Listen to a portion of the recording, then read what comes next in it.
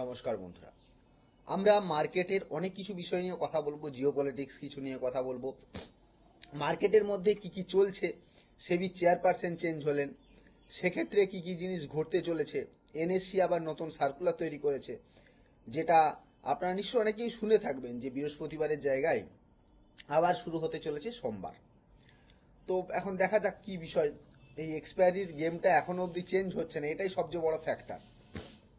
এখন ঘটনা যদি জিওপলিটিক্সের ব্যাপারে বলি, আর মার্কেটের মধ্যে আজকে একটা ভালো রকম পুলব্যাক এসেছে, যেই পুলব্যাকটা আমাদের দরকার ছিল, এবং আমরা অনেকবার এটা নিয়ে বলেছি যে এখন এখান থেকে একটা ভালো রকম পুলব্যাক আসা খুব জরুরি। আজকে যারা ভেবেছেন যে এখান থেকে আর কিছুটা পড়বে পড়বে, কারণ মার্কেট আপনাকে ওইটাই দেখিয়েছে, তাদের হালাত রাইট, এবং তারা প্রচুর পরিমাণে লস খেয়েছেন। এবং আমি অনেক স্টুডেন্টকে আজকে সাবধানও করেছি, বারবার বলেছেন স্যার এখান থেকে কি পুট নেওয়া যায়। আমি একদম বারবার সাবধানতার অবলম্বনের কথা বলেছি যে এখান থেকে পুট না, উল্টে কলের দিকে ভাবা যেতে পারে। যাই হোক, পুট কলের বিষয়টা তো পরবর্তী কথা। এখন যেই বিষয়টা নিয়ে আমরা আলোচনা করব সেটা হচ্ছে জিওপলিটিক্সের কি কি চেঞ্জেস আসছে। যদি দেখি ট্রাম্প সাহেব মোটামুটি পক্ষে আমরা যদি দেখি যে জেলেনস্কি, যেটা আমাদের ইউক্রেনের প্রেসিডেন্ট, তাকে যেভাবে দাবানোর ব্যাপার ছিল কিন্তু সে দাবাতে পারেনি। সেক্ষেত্রে যেটা ঘটেছে যে রাশিয়ার যেখানে চরম শত্রু আমেরিকা সারা জীবন হয়ে এসেছে, হঠাৎ করে যেন চরম বন্ধু হয়ে গেছে। এবং পুতিন আর ট্রাম্প দুজনে মিলে চাইছে যে পুরো সাম্রাজ্য আমরা পুরোপুরি দখল করব, কিন্তু সেটা কোনো মতেই সম্ভব না। ইউরোপের প্রচুর দেশ এই জন্য কি হয়েছে না, জোলেনস্কি বা জোলেন্সকি যাই বলুন আপনারা, আমি হয়তো উচ্চারণ ভুল হতে পারি, একটু মাফ করে দেবেন ওই জায়গাতে। তো সেই জায়গাতে যদি দেখি তাকে নিয়ে নাচানাচি করছে, এখন সেটাই স্বাভাবিক ব্যাপার। কিন্তু পুতিন যেইভাবে চেষ্টা করছে, এবং দেখবেন বারবার একটা কথা উঠে আসছে, যে পুতিন বলেছে I am brilliant, I am intelligent, এই কথাটা তিনি ট্রাম্প সাহেব বারবার কিন্তু এই কথাটা তুলে ধরছেন। এখন ঘটনা হচ্ছে, মানে পুতিন ভাবছে আমার কাছে বেশ ভালো একটা চাবিকাঠি আছে, এটাকে ঘোরালেই আমি ঘোরাতে পারবো। কি হচ্ছে দেশের মধ্যে, এইগুলো যদি চলতে থাকে, এখানে ট্যারিফ গেম চালাচ্ছেন ট্রাম্প সাহেব, কখনো বিটকয়েনকে ফেলছেন, আবার ওখান থেকে উঠিয়ে নিয়ে চলে যাচ্ছেন। আর ঠিক তেমনই ঘটনা ঘটাচ্ছে আমাদের এনএসসি বিএসসি।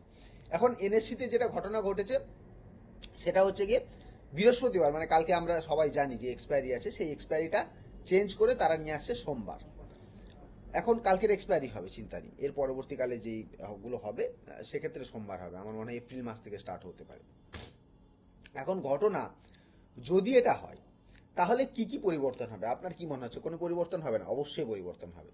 যেই শুক্রবার যারা একটা প্ল্যান করেছিল যে আচ্ছা আমার এতদিনের এই থিটাটিকে খাবো, সেই থিটাটিকে খাওয়াটা অনেকটা কমে যাবে, এবং এই শুক্রবার হয়তোবা মানে অপশন সেলারদের জন্যও খারাপ দিন। কারণ অপশন সেলাররাও শুক্রবার যে অপশন সেল করে যাবে, কারণ তারা আরো এক্সট্রা 2 দিন পাচ্ছে ঠিকই, কিন্তু এই 2 দিনে নিউজ কি কি চেঞ্জেস আসবে, তো রাতের ঘুম উড়িয়ে দেওয়ার মতন পরিস্থিতি। এখন এটা হওয়ার পরেও আরেকটা যেটা বিশাল বড় ফ্যাক্টর আসতে পারে বলে আমার ধারণা, সেটা হচ্ছে গিয়ে আমাদের বিএসসি। বিএসসি দেখবেন, বিএসসির প্রচুর পরিমাণে আজকে তার জন্য মানে শেয়ার প্রাইসেও ধস নেমেছে, কারণ বিজনেস বেশ কিছুটা কমছে। এনএসসি চাইছে আমি পুরোটা একা খাবো। এখন এই ঘটনাটা তার হতে পারে না। বিএসসি কি করবে এরপরে, বৃহস্পতিবার বা শুক্রবার তারা আবার ট্রান্সফার করবে এটাকে, আপনি মিলিয়ে নেবেন। তারা এই যে শুক্রবার বা শুক্রবার থেকে তারা মঙ্গলবারে শিফট করেছিল, এবার কি করবে বিএসসি আবার এই মঙ্গলবারটাকে বৃহস্পতিবার শুক্রবার ফিক্সড করবে। এবং এই রকম যদি আমি একদিন পিছবো, আমি একদিন এগোবো, আমি একদিন পিছবো, আমি একদিন এগোবো, এই করতে করতে আমাদের মানে এক্সপায়ারির আগে তো ডেট মনে রাখাটা চাপ হয়ে যাচ্ছিল। এখন একে তো উইকলি এক্সপায়ারি দুটো করেছে, তাতেই সেই এক্সপায়ারি এদিক ওদিক হচ্ছে। এই সমস্যা যদি চলতে থাকে মার্কেটের মধ্যে, একে রিটেলার এফআইআই সেল করছে, মার্কেট থেকে প্রচুর পরিমাণে আমরা দেখতে পাচ্ছি সেলিং হচ্ছে, সেই পরিশানিতেই মানুষ ভুগছে, এবং তারপরে আবার এক্সপায়ারি যদি এইভাবে ডেট চেঞ্জ হয়, তার এফেক্ট কি পড়তে পারে সেটা মানে বোঝা খুবই খারাপভাবে আর কি। যাই হোক, এখন মার্কেটে তাহলে আমরা কি দেখতে পাচ্ছি, এবং কি কি জিনিস নিয়ে আমাদের বেশি একটু নজর দেওয়া উচিত সেগুলো নিয়ে আমরা দেখি। আমরা কয়েকটা শেয়ারের কথা আলোচনাও করেছিলাম, আপনারা নিশ্চয়ই দেখেছেন, কেইয়া ইন্ডাস্ট্রিজ, সিডিএসএল এর কথা বলেছিলাম, পলিক্যাবের কথা বলেছিলাম। দেখবেন সেই শেয়ারগুলো কীরকমভাবে বেড়েছে, এবং ইন্ডিয়া সিমেন্টের কথা বলেছিলাম, কালকে আপনারা দেখেছেন যে 15 থেকে 16% বেড়েছে। আমি বারবার এই কথাগুলো বলে গেছিলাম যে এই ধরনের শেয়ারগুলোকে দেখুন, যেখানে বিশেষ করে ইন্ডিয়া সিমেন্টের ক্ষেত্রে আমরা যদি দেখি প্রচুর পরিমাণে বাড়ছিল, মানে প্রোমোটার হোল্ডিং। এটা আমার ধারণা, আমি এগুলো নিয়ে অনেকবার ট্রেড করেছি, যে এই ধরনের ঘটনা যখন ঘটে, যখন ফাটে, সেটা বেশ বড়সড়ভাবে ফাটে এবং বেশ অনেকটা দূর, অন্তত 50% অবধি ওখান থেকে যায়, এটা আমার দেখা। তো সেইগুলো বারবার একইভাবেই আমরা ট্রেড করতে অভ্যস্ত এবং সেই ধরনের ট্রেডকে আমরা নিই এবং স্ক্রিনারে আমরা দেখিয়েছি, আমাদের সুইং ট্রেডিংয়ের কোর্সেও এইসব জিনিস নিয়ে কথা বলা আছে যে কিভাবে একটা স্টককে চুজ করতে হয়, কিভাবে দেখতে হয়। চাইলে আপনারা কেউ সুইং ট্রেডিংয়ের কোর্সটা আমাদের নিচে দেওয়া আছে লিঙ্কে গিয়ে বাই করতে পারেন। তার কারণ কি না, ওখানে আমরা ডিটেলসে বলে রেখেছি যে এই ধরনের শেয়ারগুলো এইভাবে কাজ করে এবং যখন এই শেয়ারগুলো বাড়তে শুরু করে সেটা কিন্তু বেশ বড় রকম বাড়ে। এই বিষয়টা আপনাকে একটু নজর রাখতে হবে। যদি না নজর রাখেন তাহলে কিন্তু খুব চাপেই আপনি থাকবেন, কারণ কে কবে শেয়ার বলবে সেটা নিয়ে বসে থাকতে। আমি দেখাচ্ছি জাস্ট কেইয়া ইন্ডাস্ট্রিজ আর পলিক্যাবের কথা আপনাদের নিশ্চয়ই মনে আছে, যে আমি বলেছিলাম আমি এখানে কাউকে শেয়ার বাই বা সেল করার রেকমেন্ডেশন দিচ্ছি না, আমি জাস্ট আপনাদের দেখাচ্ছি যে কিভাবে মার্কেট চলে। দেখুন, আমরা যদি দেখি যে এই জোনটা থেকে, যেখান থেকে আমরা আলোচনা করেছিলাম, যদি শুধু সেই জোনটা থেকে দেখি, এই রকম জোন, মানে এখানে পড়েছিল, হয়তো আপনি এই রকম জোনে আমি ধরলাম বাই করেছেন, আমি ধরেই নিলাম যে লো থেকে প্রায় দেখুন 13-14%-এর কাছাকাছি আপসাইডে গেছে। তো আপনি 13-14% নাই বা পেলেন, আপনি যদি 10%ও পেয়ে থাকেন তাহলেও ভেবে দেখুন আপনি কত পার্সেন্ট গেন করে থাকতে পারবেন এবং খুব কুইক গেন পাবেন।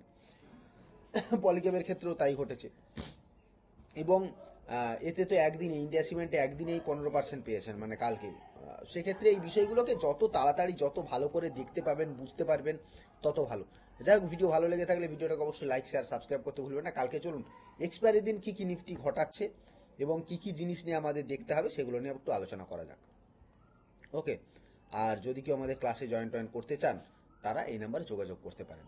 চলুন আমরা এবার দেখে নেওয়া যাক মার্কেটের ক্ষেত্রে কী কী জিনিস ঘটছে এবং কী হচ্ছে। আমরা প্রথমে আসি নিফটি ফিফটির ক্ষেত্রে। নিফটি ফিফটি দেখুন, এখানে আমরা যদি দেখি যে 21,888 আমাদের ছিল, বলেছিলাম যে একটা স্ট্রং সাপোর্ট আছে, কিন্তু এখান থেকে ঘোরাটা খুব দরকার। আমরা কালকেও বলেছিলাম যে দেখুন এখান থেকে ঘোরা উচিত, এবং কালকে যেহেতু এক্সপায়ারি আছে, এক্সপায়ারির আগেই কি করলো, টাক টাক টাক টাক করে ও বাড়িয়ে দিল, কারণ সেক্ষেত্রে কালকে এক্সপায়ারিতে অনেক টাকা প্রিমিয়াম হয়ে যেত, অনেক টাকা লাভ হয়ে যেত। কালকে দেখবেন এই জন্য সাইড ওয়েজ টাইপের করে রেখে দিয়েছিল, কালকে সেন্সেক্সের এক্সপায়ারি ছিল, কিন্তু আজকের দিনে কি হলো, তার চেয়ে বিশাল বড় একটা এক্সপায়ারি করে মার্কেটে একটা বিশাল বড় র্যালি দিয়ে দিল। ওকে, তো সেই র্যালিতে কি হলো, বড় সড়ো মোটামুটি একটা মুভমেন্ট পেয়ে গেল। এখন দেখার বিষয় যে মার্কেট কত দূর অবধি আসতে পারে, সেটা যদি আমরা দেখি, এখানে মার্কেটের যেই জোনটা বাকি আছে সেটা হচ্ছে 22,444-এর জোন অবধি। আজকের দিনে যদি হাই দেখি, আমি আজকেও ভেবেছিলাম 444 অবধি যাওয়া উচিত, যখন গেল না সেটা আমি মাত্র আমি নিয়েছিলাম খুব সম্ভবত 22,000-এর কল, 22,200-র কল বা 300-র কল নিয়েছিলাম, সেটা খুব সম্ভবত আমি 101-এ বা 2-এ নিই, 109 যায় আর সেখান থেকে বেরিয়ে আসে। আর লট সাইজ বেশ বড়ই নিই আমি, কম টাকার মধ্যে, বুঝতেই পাচ্ছেন।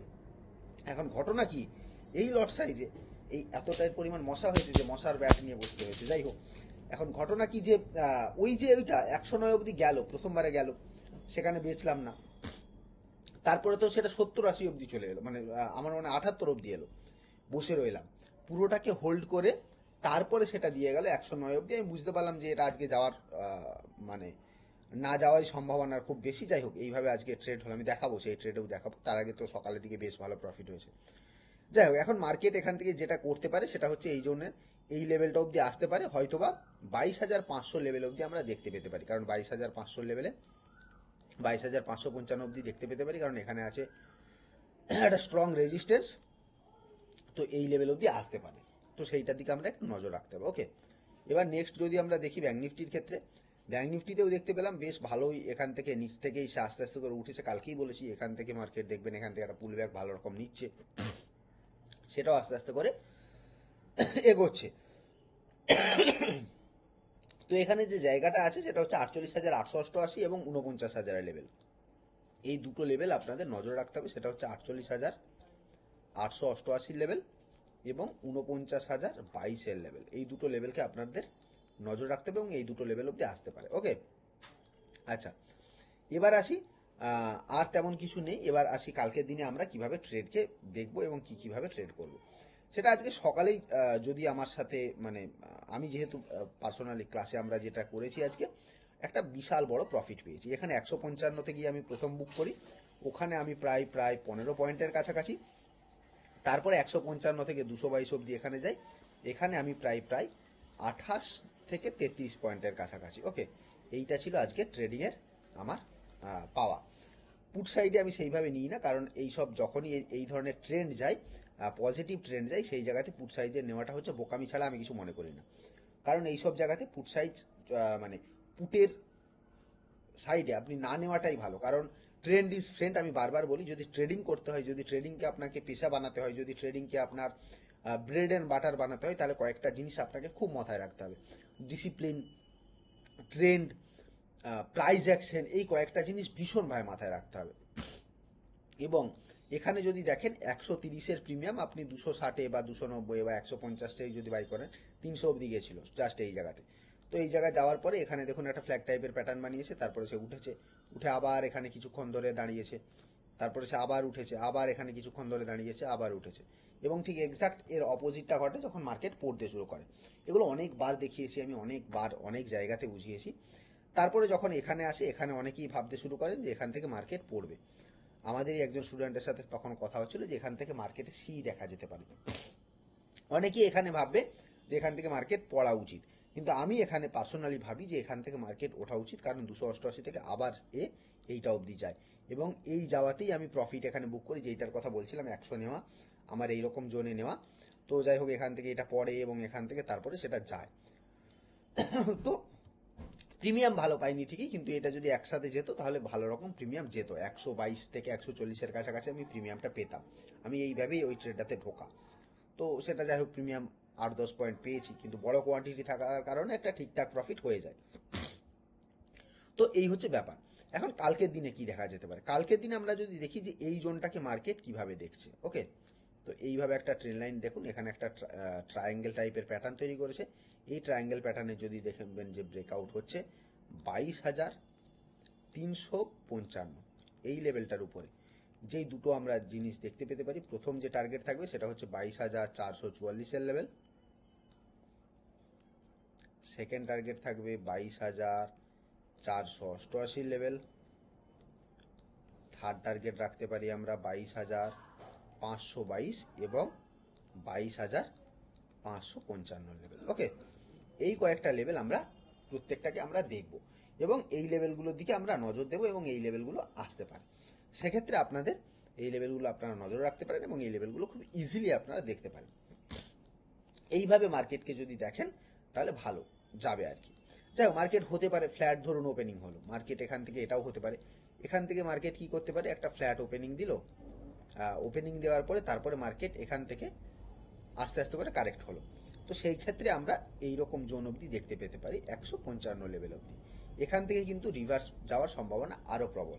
এটা 222 থেকেও হতে পারে, এইরকম 222-এর জোন থেকে হতে পারে, এই জায়গা থেকেও রিভার্স নিতে পারে, বা এই জায়গাটা পড়ে আবার রিভার্স নিতে পারে। এখান থেকে কেউ খুব একটা বেশি না পড়ার সম্ভাবনা দেখাটাই ভালো। আচ্ছা, এবার কথা হচ্ছে, অনেকেই এখানে ভাবছেন যে স্যার মার্কেট বোধহয় সব ঠিক হয়ে গেছে, মার্কেটে তো আর কিচ্ছু নেই, মার্কেট জাস্ট এটা একটা পুল ব্যাক। এই পুল ব্যাকটা হয়ে যাওয়ার পরে মার্কেটকে দেখতে হবে যে মার্কেট সেখানে গিয়ে কি করছে। না তো এখান থেকে আমরা বলে দিতে পারি মার্কেট তো এবার ঠিক হয়ে গেছে, সব ঠিক হয়ে গেছে, মার্কেট এখান থেকে উঠবে। আমি বারবার বলেছিলাম মার্কেট একটা ভালো পুল ব্যাক দিলে তবেই ভালো একটা সেলিং আসবে। এই পুল ব্যাকে যদি সুইং ট্রেডিংয়ে ঠিকঠাক আর্নিং হয়, সেটাকে টাইম মতো বুক করে নেওয়া আপনাদের উচিত। সেটা আপনার টাইম, আপনি কখন দেখছেন, কখন কিভাবে কোন শেয়ারটাকে দেখতে পাচ্ছেন, সেইভাবে আপনার প্রফিট আপনি বুক করবেন। যাই হোক, ভিডিও ভালো লেগে থাকলে ভিডিওটাকে অবশ্যই লাইক করতে ভুলবেন না, চ্যানেলটাকে সাবস্ক্রাইব করতে ভুলবেন না, আর বেল বাটনটা অবশ্যই দাবাতে ভুলবেন। তো চলুন আজকের মতো ভিডিও এখানেই শেষ করছি। থ্যাংক ইউ, বাই বাই, খুব ভালো থাকবেন, সুস্থ থাকবেন। আবার দেখা হচ্ছে একটা নেক্সট ভিডিওতে। Bye bye.